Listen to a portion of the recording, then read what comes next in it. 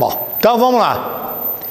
Nós vamos tratar hoje, nós ficamos algumas semanas admirando a sabedoria do rei Salomão, que era, extraímos ela do livro Mishlê, provérbio, Mishlê.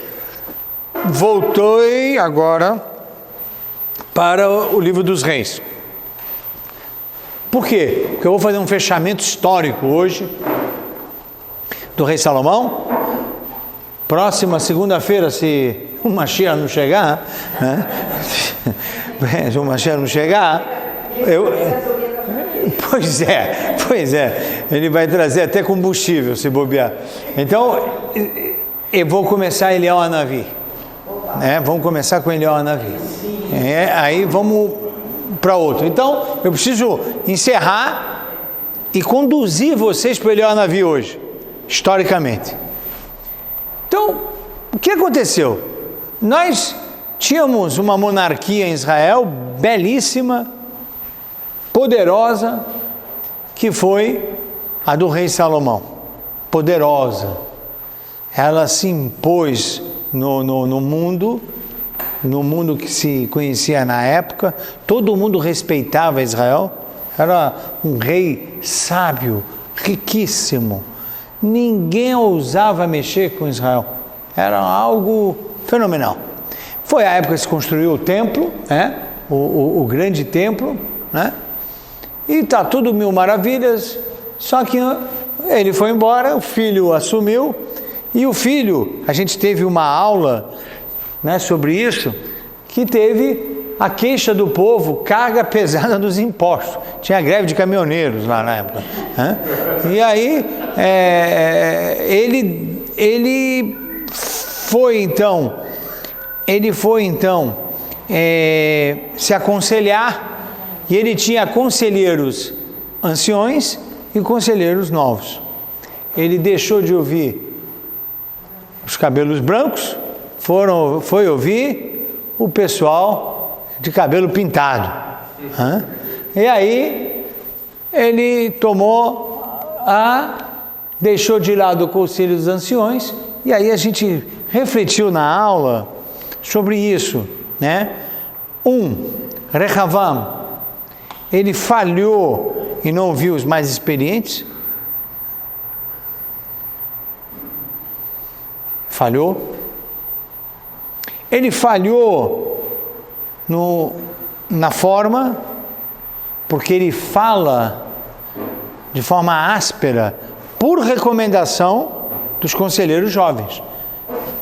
Rehavam, você tem que se impor, fala firme, você parece um... vai lá e diz, o que vocês estão pensando? Aqui quem manda sou eu. Você não vai falar assim, você está arruinado, você não vai governar nada. E aí ele foi ouvir, então ele errou na forma. E também errou no conteúdo, né? Porque se a forma é inadequada, o conteúdo não chega. Então, a gente falou aqui, até nessa aula, a gente falou, sem querer ser fã do Lula, mas o Lula, a forma com que ele se dirige à população, todo mundo entende ele, né? E vai o Geraldo Alckmin com aquela gravata, tudo assim, ninguém está entendendo nada que ele fala, está falando com quem? Mas se ele vai falar lá na GV, ele pode dar uma palestra na GV, na IBMEC, todo mundo vai entender ele, mas ele tem que falar com 200 milhões de brasileiros. Aí ele fica lá, porque veja bem, o superávit, o que ele está falando? Superávit? Eu não estou entendendo nada, superávit, o que é isso? Né? Esse é um problema. A forma compromete o conteúdo. Então, Rehavam errou em tudo. Né? Foi uma grande aula de gestão de como não fazer. Rehavam deu essa aula para a gente. Quer errar, reproduza Rehavam. Então, ele errou. Depois, toda a preocupação, para variar, e não é só Rehavam, são todos os governadores, todos os líderes da história, eles se preocupam muito com o poder. O poder é algo que é uma droga, né? Ela pega na pessoa, a pessoa não solta aquilo ali, defende aquilo, faz toda uma história por causa do poder. E agora a gente vai estudar o Rehavam com Yerovam. Porque o Yerovam, quem era esse Yerovam? Yerovam era um personagem que já não gostava do pai dele, do Salomão. E ele teve que fugir para o Egito. Ele fugiu para o Egito. E ele morava no Egito. Quando ele soube que Rehavam era impopular, porque aumentava imposto, porque ele não sabia falar com o povo, aí, opa, agora é a hora de eu dar um bote. Eu vou entrar nisso aqui. Entrou para disputar o poder. Não vamos ter tempo para fazer leitura, mas vocês podem ir abrindo a Bíblia simultaneamente, quando eu vou falando, porque se a gente vai abrir, aí a gente vai... eu não vou recuperar o tempo perdido pela modernidade do meu computador, né? Então, na página 350, no capítulo 12, versículo 1, por que Rehavam foi para Shem? Rehavam foi empossado como rei, mas não precisa empossar o rei, porque ele não precisa ser coroado, é hereditário. Ele é filho do rei Salomão, é automático, é hierarquia, né? Então é hereditariedade. Quem vai ser o rei? Filho do rei Davi, foi escolhido Salomão. Salomão, filho do Salomão, escolhido foi o Rehavam. Acabou. Tem que ir para Shem. Tem que ir para Shem, por quê? Como ele falou mal com o povo, como ele estava com medidas impopulares, como o povo não estava gostando da gestão dele, então ele falou, não, gente, vamos lá, vai. Então vem aqui você, eu não vou até a capital, não. Você vai pegar posse em Shem. Mais uma falha do gestor. Ele sai da capital para ser empossado que não precisava, mostrou fraqueza e já mostrou que o povo já estava puxando ele para onde o povo queria. Ou você vem, ou vamos ter problema. E ele foi lá.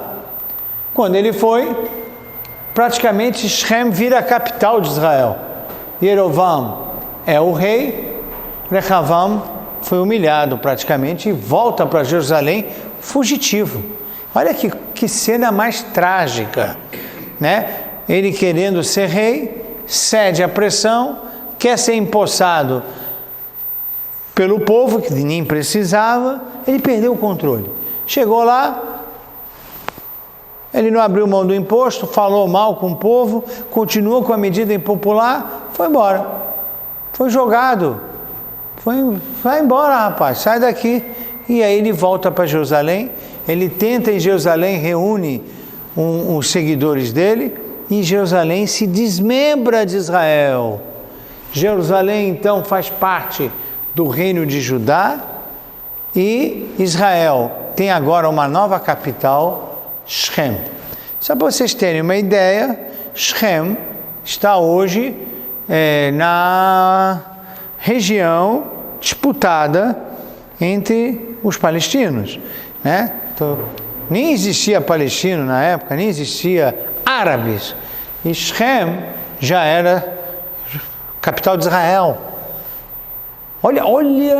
Olha só o que a Unesco não sabe.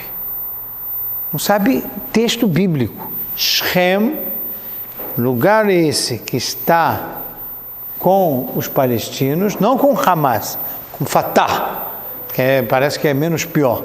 Fatah, né, do Abu Mazen, e lá era o local da capital de Israel, nesse período aí. E a divisão do reino se processou, Judá e Israel se chamou. Judá, Jerusalém, e a tribo de Judá, que era a tribo de Rehavam, e Israel, que é a tribo, todas as outras 10 tribos, as famosas 10 tribos, ficaram tudo do lado do Yerovam. Perdemos a unidade política e perdemos a unidade religiosa. Ou seja, a religião judaica começa agora a ter duas versões, a versão de Judá e a versão de Israel. Isso é terrível. Quando você começa a ter versões do judaísmo, você faz um parque de diversão. Porque fica uma palhaçada. Não, porque é assim, aqui eu entro numa escola, eu não vou dizer o nome, e me chamam para dar aula, até hoje. E aí eu vou com o maior prazer. E aí, quando eu chego, aí perguntam logo, os alunos já perguntam para mim, você de que linha é? Eu digo, como assim de que linha? Entendi. Não, você é ortodoxo, você é liberal, você é conservador, você é isso, isso, aquilo. Aí eu virei e falei, eu sou judeu. E as professoras ficam, né, porque acompanham o visitante sempre, né? Eu até fico assim, eu não preciso que os professores acompanhem, até eu tenho o maior prazer, mas a sensação é que, deixa eu ver o que ele vai falar, né, porque ele tem que ir para preta, que ir para grande, né, não sei o que ele vai falar, né, e eu falei, linha é para costurar, né? Você pergunta para a mãe, a avó de vocês, linha é para costura, eu não tenho linha nenhuma. Eu tenho aqui, eu vou contar histórias para vocês, vou tirar dúvida de vocês e vamos estudar a Torá. Tá bom? Tá bom, entendi. E aí sempre a criança fiel à agenda da escola, mas no final você não falou que linha você é. É porque é criança, né? Então foi uma criança de 13, 14 anos, tá? Adolescente. Mas no final você não falou a linha. É porque não existe linha. A gente é um povo só. Chega! Tivemos o fim da unidade, bom, agora está pulverizado, né? Agora existe um pluralismo, né? Um pluralismo judaico. Então você vai falar, mas qual a tua bandeira? Só falta perguntar se é corintiano ou palmeirense. A gente só ouve rabino palmeirense ou corintiano. Eu não sei mais do que eles vão falar. A minha salvação é quando eu falo que eu sou do Rio de Janeiro. Não, eu sou carioca, relaxa.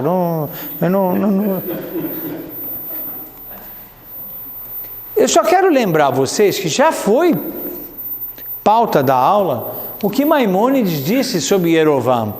Maimônides disse, quando você tem filhos, netos, você olha para eles, você pode fazer deles virarem um Moshe. Mas cuidado, vocês podem fazer dele também um Yerovam. Então Moshe, Rabbeinu e Yerovam são modelos educativos. Um desejável e o outro indesejável. Yerovam é o cara mais asqueroso, vamos dizer assim, do ponto de vista, né, de que ele simboliza. Por quê? Porque ele dividiu o reino, porque... Não, vocês vão ver o que ele faz, a conduta dele, né? É uma conduta imoral, é um personagem imoral. Moisés não, né? Moisés não. Então, eu tenho condição de fazer o meu filho um Moisés. Embora Maimônides foi muito exato na linguagem, ele diz, você pode fazer do seu filho um homem ético e moral como Moisés, mas não sábio. Porque sábio, cada um como Deus abençoa. Não dá para ser nunca um igual ao outro. Mas na conduta ética e moral pode ser igualzinho ao outro. Na ética e na moral eu posso ter total semelhança a Moisés. Mas na inteligência, no entendimento de Deus, o que Deus quer comigo? Como Moisés, jamais. Então, e como você vai ser? Você vai ser Sami, pronto. O que Deus me deu, eu vou ser um Sami, eu não vou ser Moisés. Não tem aquele rabino Zusha, Hassid, Zusha. Então o rabino Zusha sempre falava isso. O Zusha Rebbe dizia, quando eu chegar lá em cima, não estou preocupado se Deus vai perguntar para mim, Zusha, por que você não foi um Moshe? Zusha, por que você não foi um Rabi Akiva? Zusha, por que você não foi um Gaon Mivina? Zusha, por que você não foi como o Rebbe Lubavitch? Eu estou preocupado. Zusha, por que você não foi? Zusha. Porque nós nunca vamos ser igual ao outro. Eu sou eu. Mas na ética, no comportamento ético e moral, eu posso ser igualzinho a Moisés. Igual. Aí tem uma proposta reformista. Não é a primeira na história da Taná. Por quê? Porque para buscar o poder, eu rompo com a tradição. Eu quebro a tradição. Olha que o Yerovam, se vocês abrirem na página 351, capítulo 12, 26, versículo 26, 27, 28, vocês podem ler lá. O homem manda construir bezerro de ouro. Já vimos essa história do bezerro de ouro, né? Lá no deserto. Ele manda construir bezerro de ouro. Aí ele fala: eu vou fazer um templo. O templo do Salomão está em Jerusalém. Agora tem no Brás. Aí ele fez um em Shem. Qual é o problema? Eu também posso fazer. Bom, mas você precisa de Kohanim, sacerdote. Qual é o problema? Eu vou lá, ofereço, não vou dar nomes, né? Mas vocês sabem que família Tawil, certeza é Cohen. Família Dueck, certeza é Cohen. Família Horn, certeza é Cohen. Família Hemse, certeza é Cohen. Eu chego lá, falo: escuta, você quer trabalhar Cohen? Eu estou aqui no templo de Jerusalém, Salomão, já estou trabalhando, obrigado. Não, em Shechem. Não, mas como em Shechem? Quanto você ganha? Não, que é isso? Você vem comigo, eu te dou suborno, corrupção. Kohanim foram comprados para ir a um templo que tem bezerro de ouro. Já fizemos coisa feia na história. Fizemos coisa feia na história. E a gente tem que estudar a coisa feia para ver se não estamos fazendo de novo. Né? Tem gente que não gosta, né? Eu já tive discussão sobre isso na hora de lecionar. Aí você vai lecionar esse capítulo feio da história? Eu falei: vou. Não, mas aí vai ficar, vai ficar uma imagem negativa. Mas que imagem negativa? Não, mas o autor da Bíblia não ficou preocupado, você está preocupado? Então eu fico assim, impressionado como as pessoas querem ser mais real do que a realeza, né? Então, se a Bíblia publicou o livro, você quer fazer censura? Hazaku Baruch, né? O autor da Bíblia não se preocupou em falar todas essas asneiras que o Yerovam fez. Aí você está com medo de falar isso? Tem que falar. Olha, fizemos bobagem no passado. Erramos. E vamos estudar para não errar.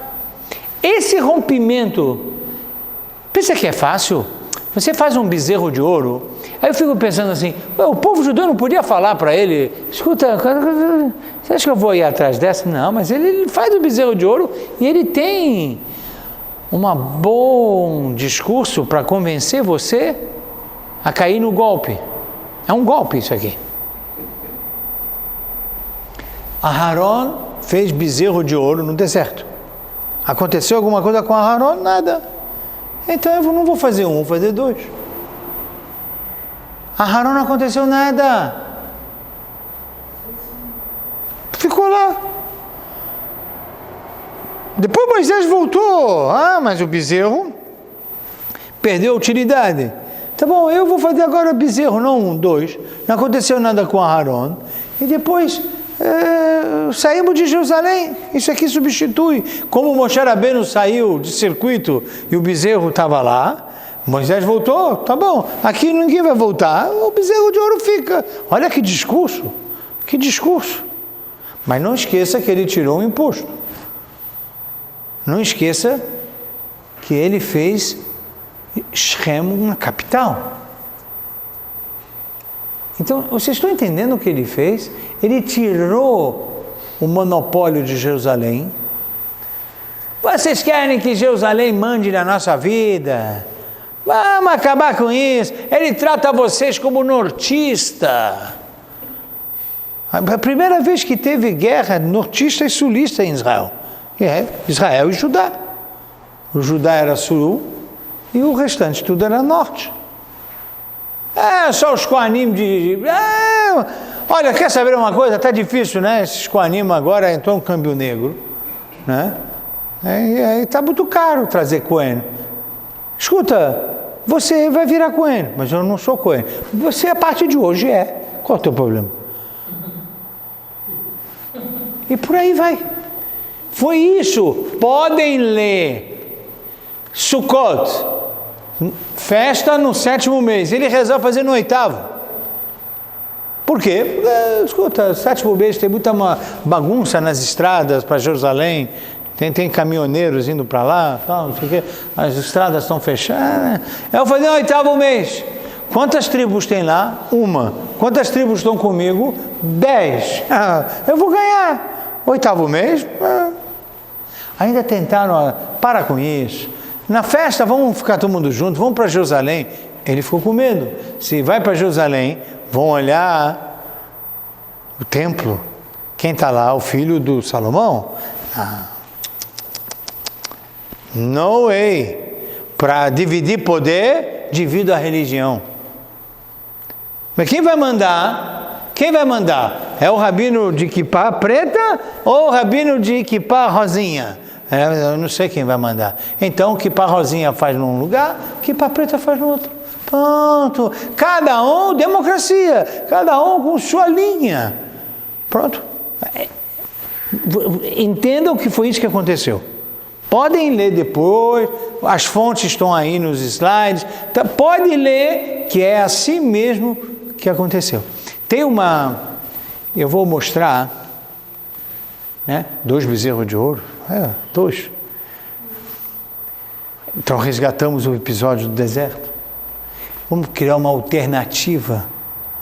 Gente, quando começa a falar de alternativa, é a história de Yerovam.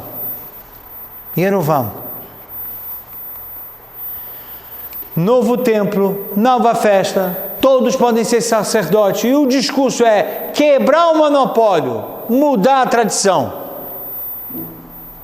Essa foi a proposta. Podem ler à vontade.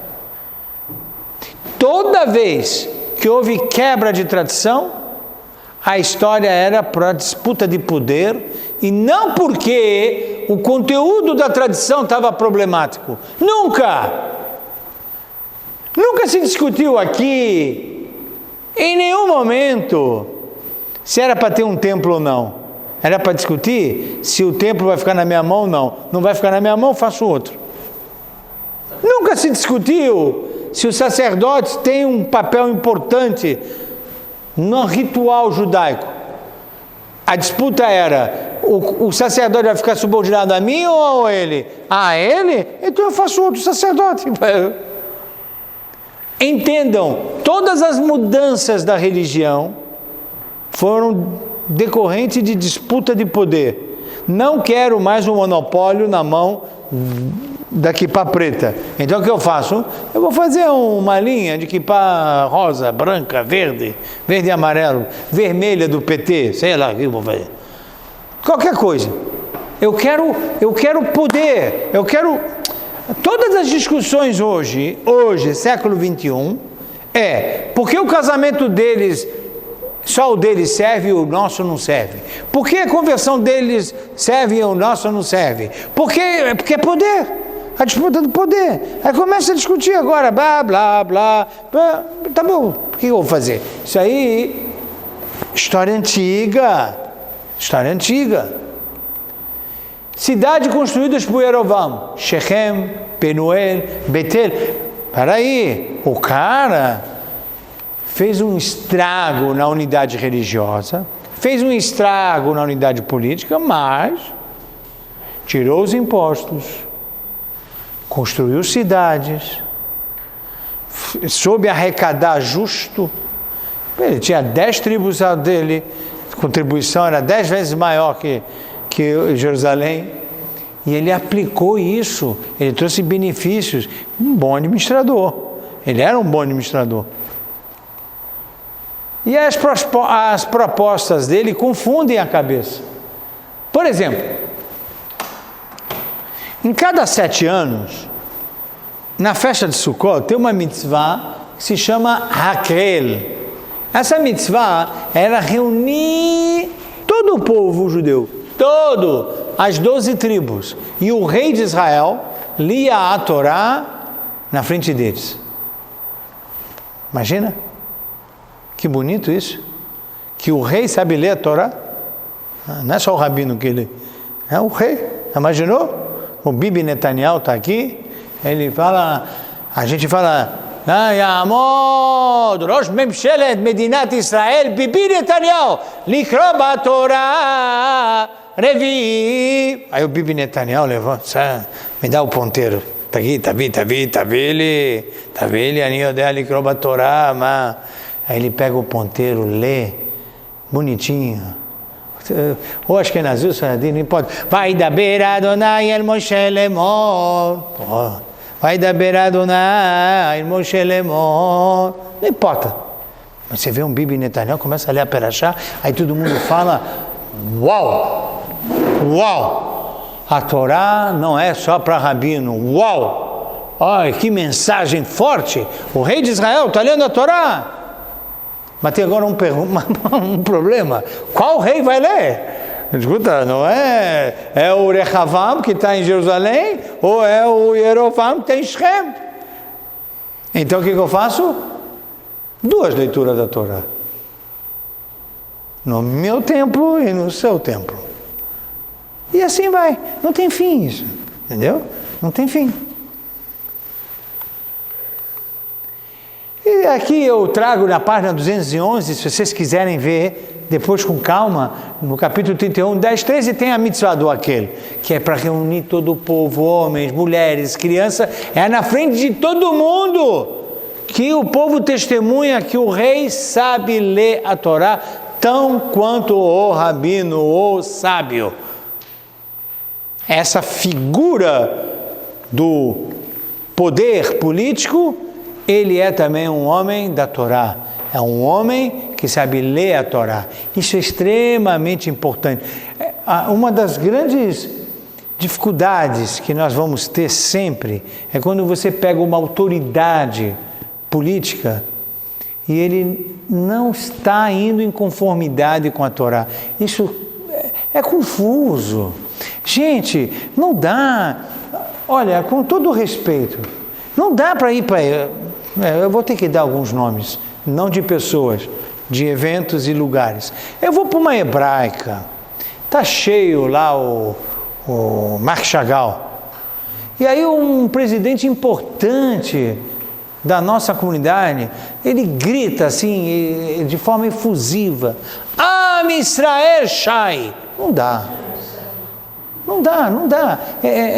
Ele não sabe que é Am Israel Shai. Ele fala Shai. Quer dizer, então o cara me faz mal. Não adianta falar para mim, não, você tem que entender. Tá bom, é o Yerovam, mas não, ele constrói coisas, ele faz isso, ele aí, tá bom, é um Yerovam, construiu cidades bonitas, isso, mas não dá, o cara tem que ler a Torá, o rei tem que ler a Torá. Não tem contradição. Mas, por exemplo, desculpe, mas não adianta também estudarmos Torá olhando para trás. A gente tem que olhar para frente. Não dá para entender um presidente de uma instituição judaica que não faz questão de casar com uma judia. Quer dizer, não dá para entender.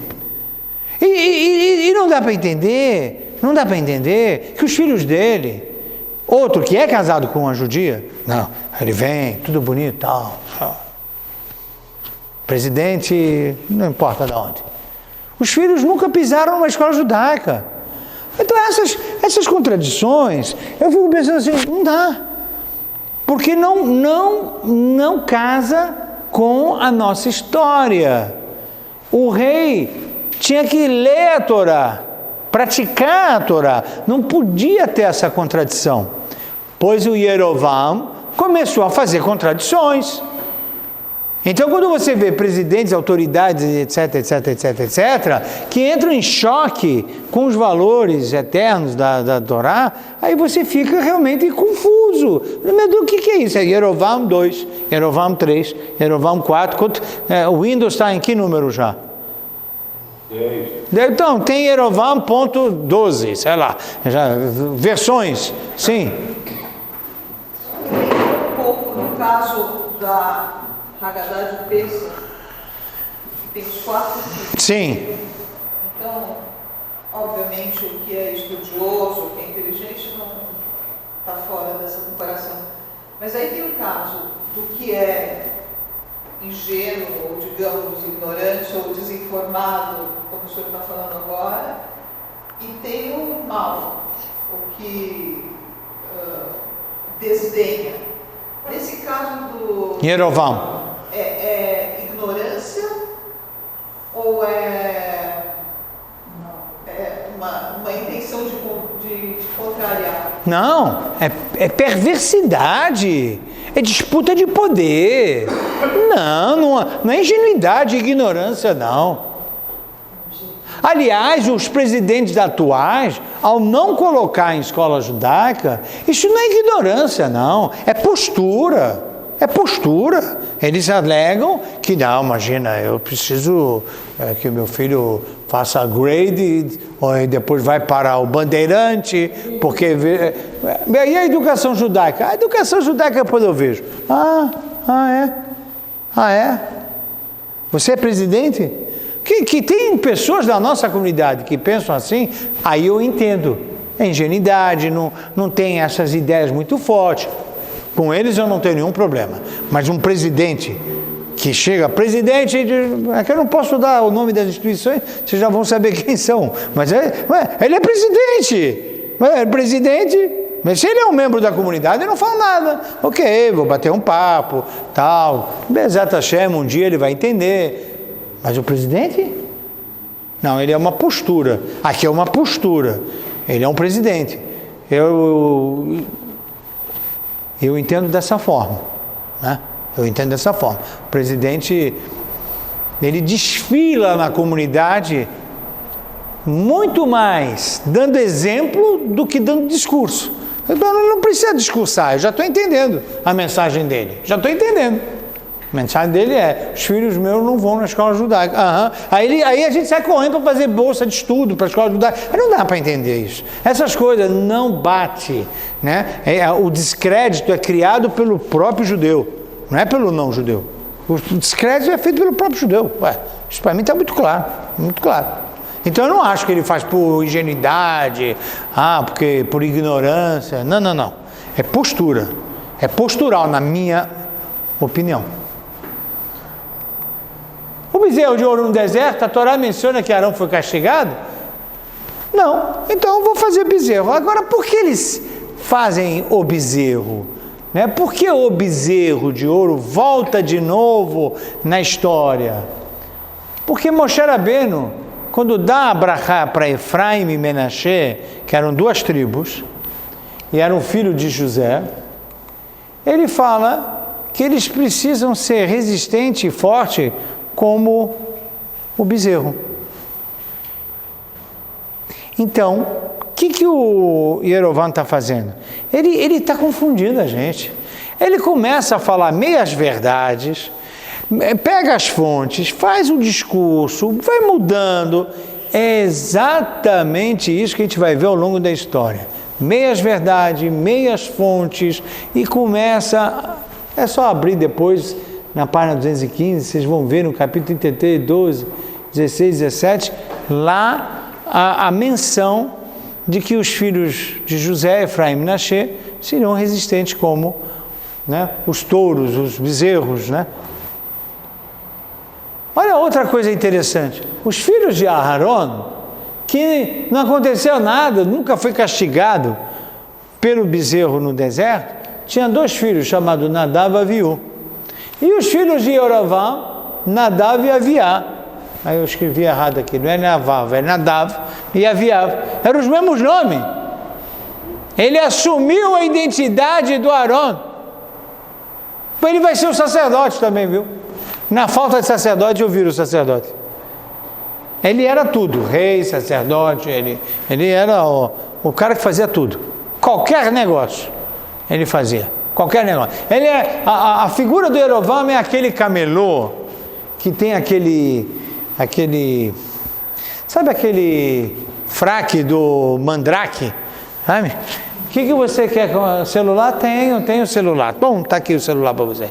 Ah, não, eu estava procurando uma lanterna. Tenho também, está aqui lanterna. Você quer lanterna? Eu tenho tudo que você quer. Eu faço tudo que você quiser. Esse é o Yerovam. Ele resolve tudo para você. Faz tudo que você quiser. Está tudo resolvido. Shem, tribo de José. Penuel foi o primeiro local que Abraão construiu um altar em Israel. E essas são as cidades que ele vai construindo, cidades históricas para mexer com o povo de Israel. Eu estou construindo aqui Penuel, vamos inaugurar aqui mais uma, casa popular do governo Dilma. Está aqui, aonde? Em Penuel, primeira cidade de Abraão. Aí faz aquela, e ele vai ganhando popularidade com isso. Aí tem uma coisa muito importante na história desse Yerovam. Vem o homem de Deus e falar para ele, advertir ele. Homem de Deus, o que vocês entendem como homem de Deus? Profeta. É um profeta. Não tem o nome do profeta. Não é importante a história, quem é. Né? Olha só, quando vem um cara desse, olha aonde ele está. Aí o homem de Deus, ele começa a clamar, a falar alto contra o altar. Tinha um altar construído lá em Shem. Aí o homem de Deus vem, o Yerovam está lá fazendo a reza dele, e a gente pensava que o homem de Deus ia falar com o Yerovam. Não, ele fala com o altar. Aí, altar, o que você está fazendo? O lugar escolhido foi Jerusalém, não é aqui. E todo mundo pergunta, mas o cara está falando com a pedra? Aí ele fala, às vezes não dá para falar com o outro. Do tipo Yerovam, é melhor falar com a pedra. Ele não vai ouvir, porque ele não pode ouvir. Ele não tem interesse em ouvir. Senão ele perde o poder, faz parte do jogo dele. Então o homem de Deus vem para falar com ele, ele não vai ouvir. Gente, quando alguém me chama assim, vamos fazer um debate, vai sentar aqui um rabino reformista e o senhor, você topa? Eu falei, não. Você tem medo, hein? Rabino Sami tem medo. Não, eu não tenho medo. Só se eu tivesse a capacidade desse homem de Deus, ele vai estar aqui, eu vou estar aqui, aí eu viro para a parede e falo, parede, ele não vai me ouvir. Ele não vai me ouvir, porque se ele me ouvir, acabou a tese dele, aí ele perde o poder, não pode me ouvir, entendeu? Então esse tipo de, é a mesma coisa, eu quero que você vai fazer um debate com o padre. Debate com o padre? Para que eu vou fazer um debate com o padre? Ele não vai me ouvir, e aqui também eu também não vou ouvir ele tem a crença dele, ele fica feliz com a crença dele, eu fico feliz com a minha crença. Não vai sair nada disso, gente. Na verdade, não é um debate, né? É uma posição de ideias, cada um vai botar a sua ideia. Para quê? Então para quê? Colocação de ideias. Uma vez só, eu conto para vocês, uma vez só, porque a gente nunca aprende em teoria, a gente aprende na prática, apanha. Se a gente pode aprender só com a teoria, melhor. Mas uma vez, aqui em São Paulo, eu fui para um encontro desse. E cada um ia, estudo comparativo das religiões. E eu, assim, bem entusiasta da causa, fui. Bom, primeiro, eu olhei e o organizador falou, fique tranquilo, você vai sentar do lado da mãe de santo. Justo, porque eu fui para um debate de estudo comparado de religiões e do teu lado direito vai sentar, eu não sei como é o nome, de um monge budista.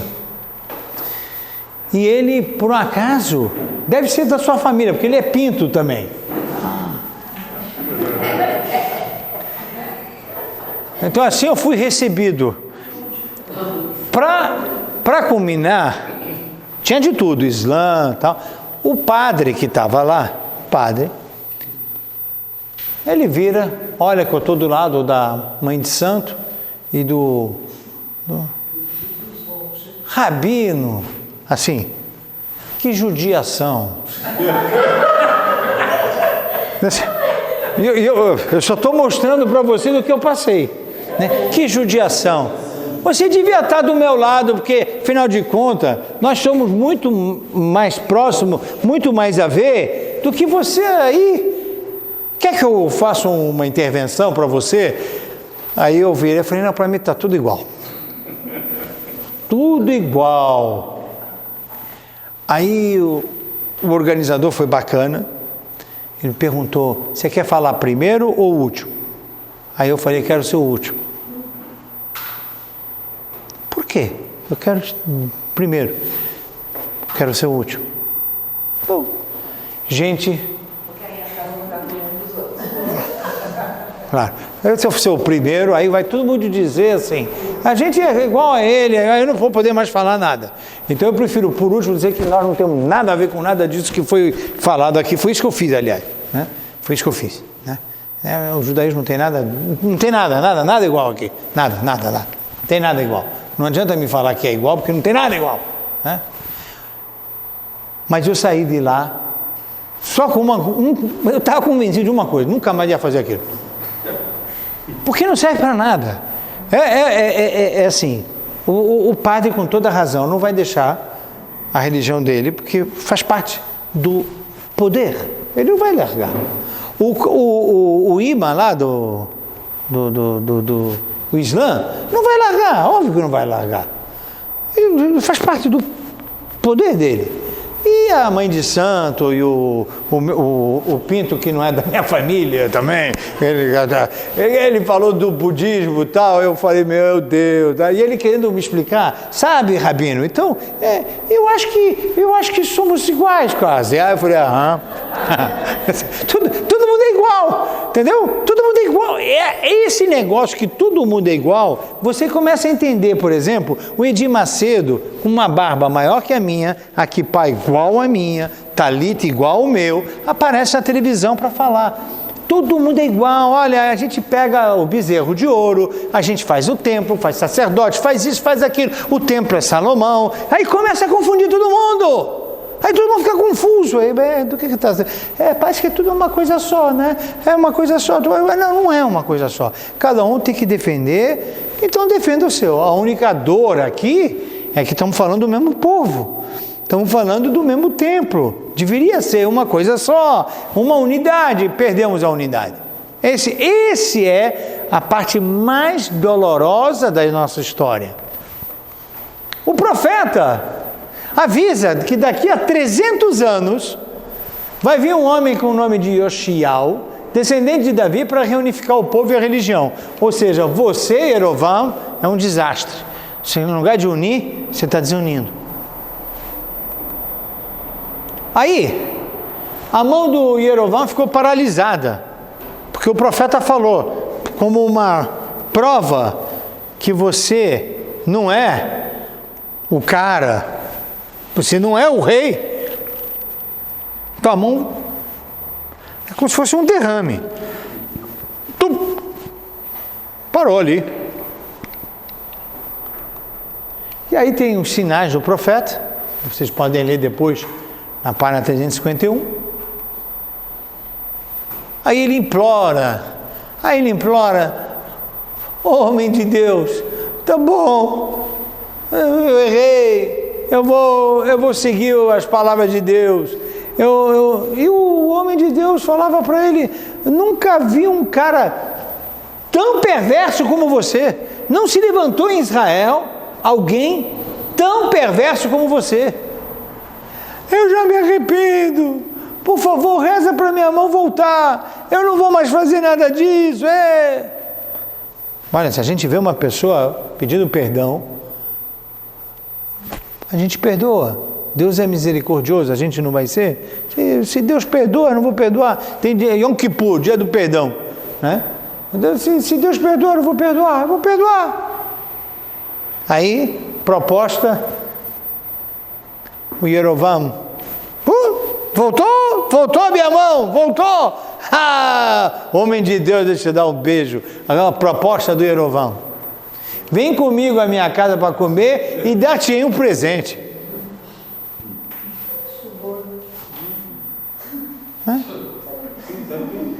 Vou te dar uma propina. Vamos resolver esse negócio. E o homem de Deus falou, não vou comer com você não. Não sei que você vai me servir, não quero presente teu, não quero dinheiro, não quero nada, quero ir embora. Esse é o Yerovam. É duro ver que na nossa história tivemos episódios assim, mas é melhor estudarmos para saber onde nós estamos pisando. E aí, assim, já fizemos coisa feia na história. Corrupção, que hoje assola o Brasil, Israel conhece isso. Olha aqui, Israel conhece isso. Isso aqui, não temos imunidade de nada. Nada. As bobagens de lá tem bobagem aqui também. Tudo igual. A dúvida é se nós temos essa capacidade de sair desse vício. Essa é a nossa dúvida. E é o nosso trabalho. Aí tem mais uma história. Olha só quem é esse Yerovam. Por isso que eu sou contra aqueles que pensam que tem que pular esse capítulo. Eu não vou pular nada. Vamos estudar. O filho dele adoeceu. Aviá, o nome dele. Não esqueçam que o filho do Arão se chamava Aviú. É o mesmo nome, Aviá, Aviú. Está lá. Né? Capítulo 14, 2, 3, 4. Eu só não estou lendo dessa vez por questão de repor, né, a modernidade do meu computador. Aí ele manda a mulher dele. Aí fala, não sei como é o nome dela, ou a Bíblia não... Tem alguma Xoxana aqui? Não. Ah, você é Xoxana? Então não vai ser Xoxana, a mulher do Yerovam. Não. Tem uma Malca aqui? Malca, tem Malca? Não tem Malca, ufa. Então, Malca era a esposa do Yerovam. Aí falou, Malca. Aí foi, Malca, vai lá, mas olha, faz um favor, se veste diferente, não dá, eu não quero que saibam que é você. Não podem saber que é você. Se perguntarem o teu nome, fala que você é Judite. Não pode saber que você é esposa do Yerovam. Vai lá, e ela vai lá, num profeta chamava Riá Shiloni. Esse profeta tem nome. Esse profeta foi o profeta que avisou a Yerovam, olha, Rehavam pisou na bola, vai administrar a situação. Se você seguiu a lei, pode ser. Não é a primeira vez que nós tivemos um rei que não era da tribo de Judá. O rei Saul. Então, talvez você possa contornar até o Rehavam se tocar, que ele errou.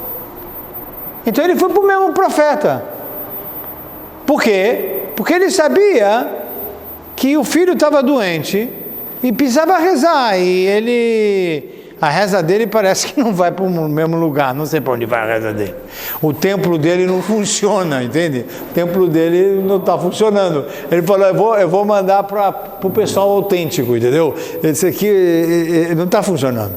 É fake. É coisas que vêm do Paraguai, não sei de onde vem, entendeu?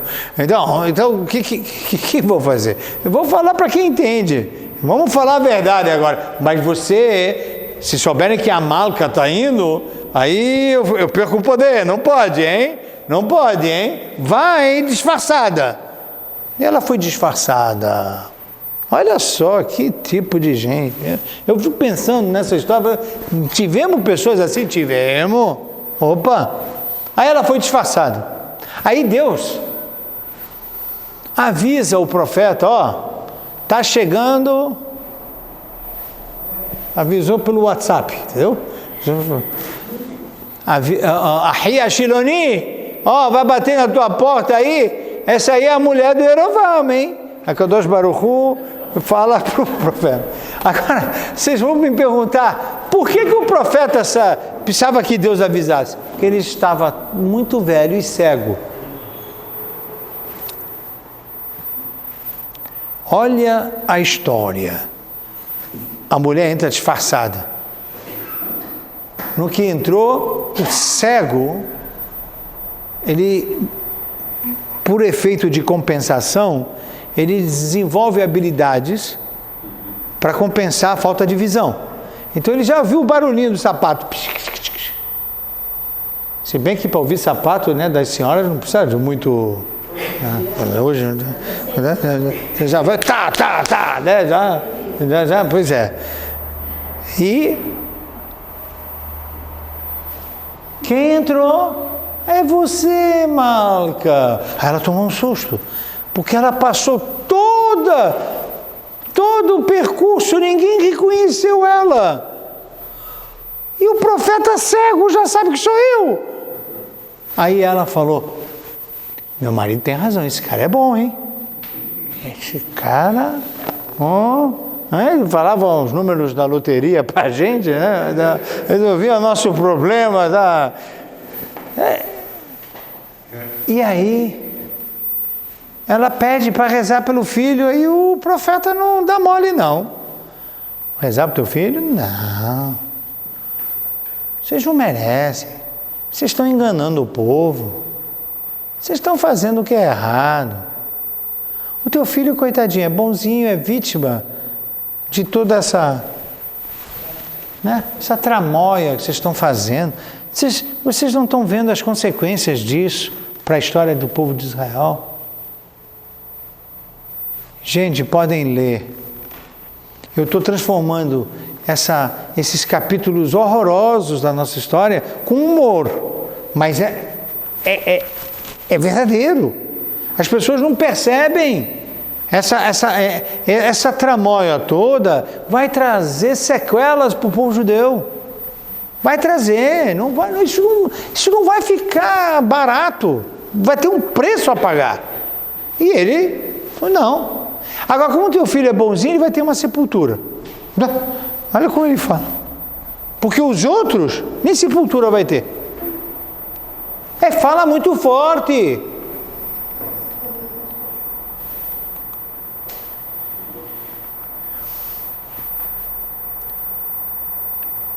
O profeta quer dizer aqui o seguinte, às vezes essas coisas acontecem para a pessoa se despertar, fazer tchuvá. Ele não faz tchuvá coisa nenhuma. Ele persiste no erro. E aí, testes, sofrimentos, milagres, benções não alteram o livre-arbítrio da pessoa. É muito importante isso. Porque as pessoas, às vezes, têm um livre-arbítrio e acham que o livre-arbítrio vai ficar atingido se acontece um milagre. Eu nunca vi alguém que chegou para o rabino, eu estou desempregado, reza por mim. Aí eu rezei. Aí ele ficou empregado, ele não agradeceu a Deus, não a mim. A Deus. Ele está empregado.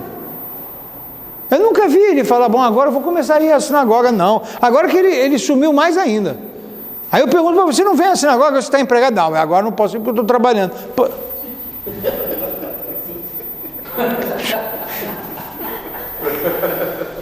cara estava desempregado, pediu para rezar para Deus. Aí Deus deu um emprego, agora ele vai embora.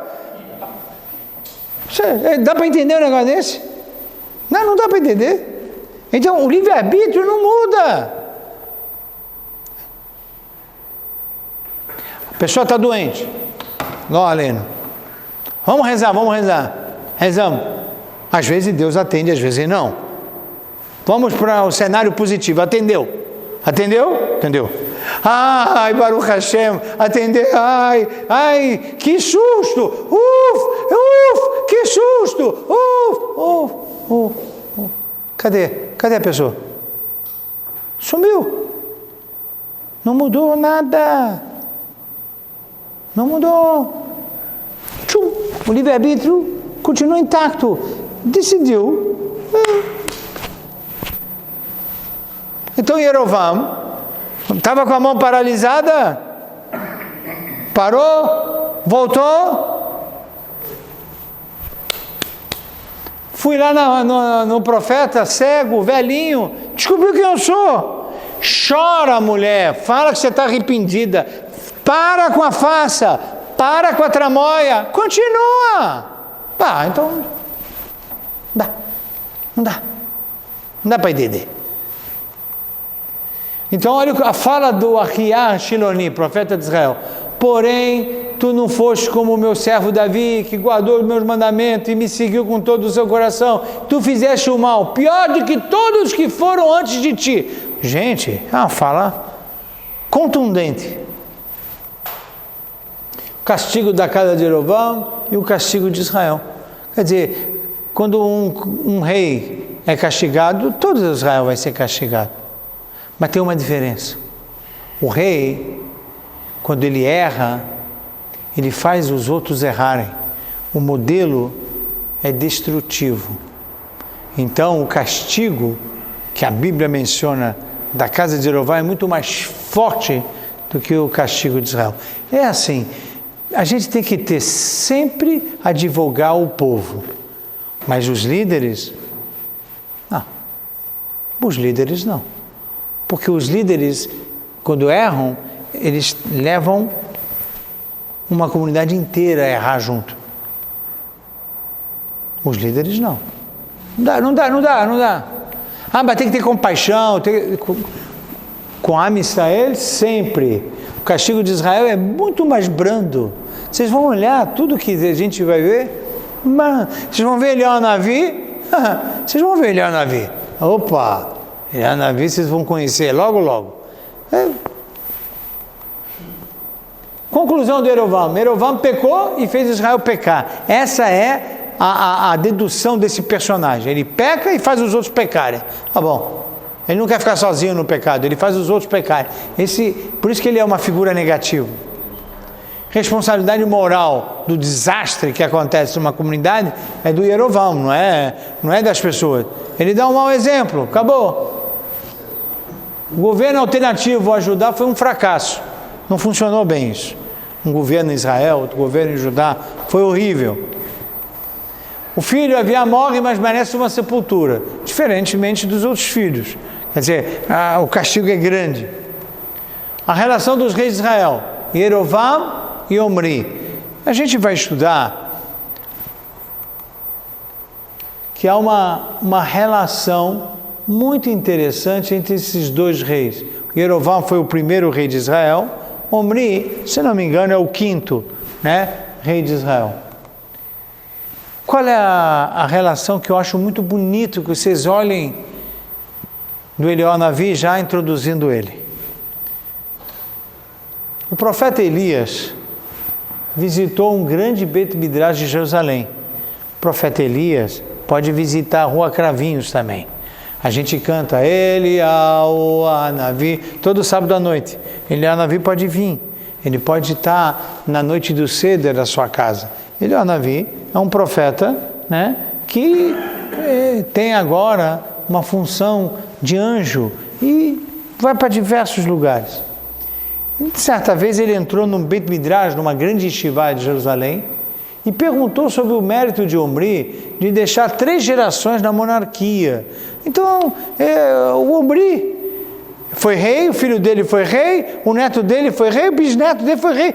Pô, esse cara deve ser um cara muito bom. Só que a Bíblia diz que esse cara foi um dos piores reis de Israel. Então Eliyahu Navi desafiou os eruditos da grande Yeshiva de Jerusalém.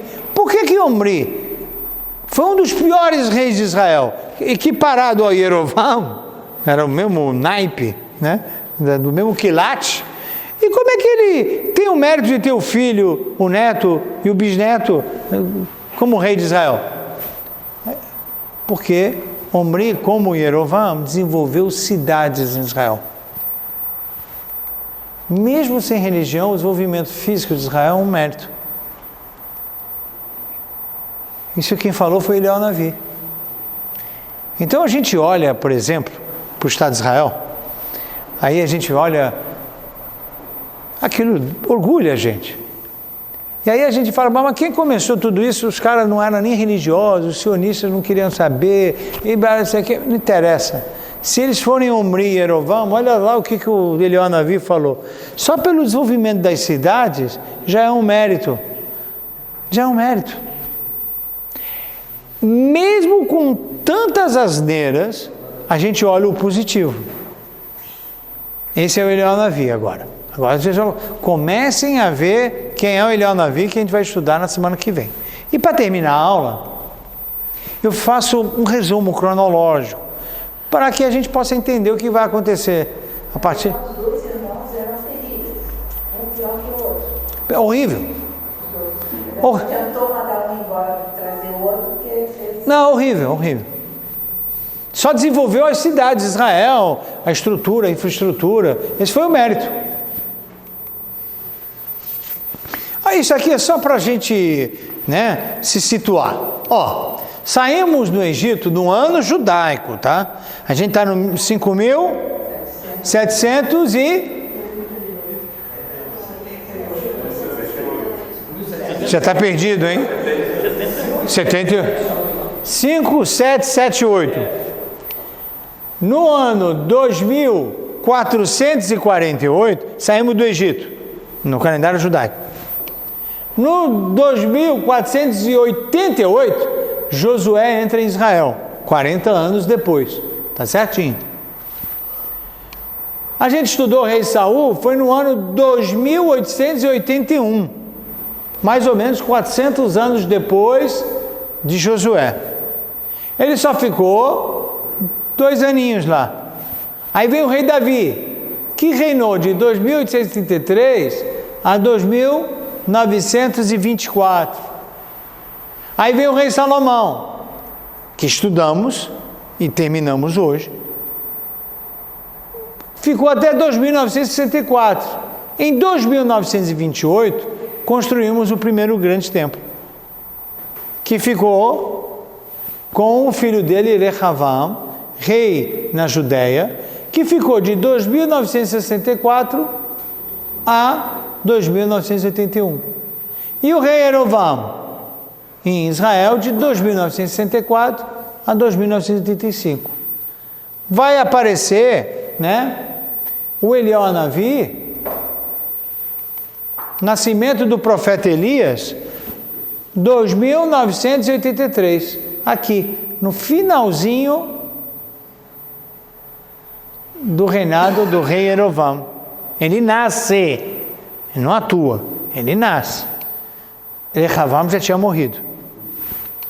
E a duração da divisão dos reinos? Ficamos assim, ó, com um rei para cá, um rei para lá, de 2964 a 3338, até a destruição do templo. Nunca mais conseguimos unificar o povo. Mas o profeta Eliyahu, ele ungiu bem antes de... Ele ungiu o rei de Israel, o último, não?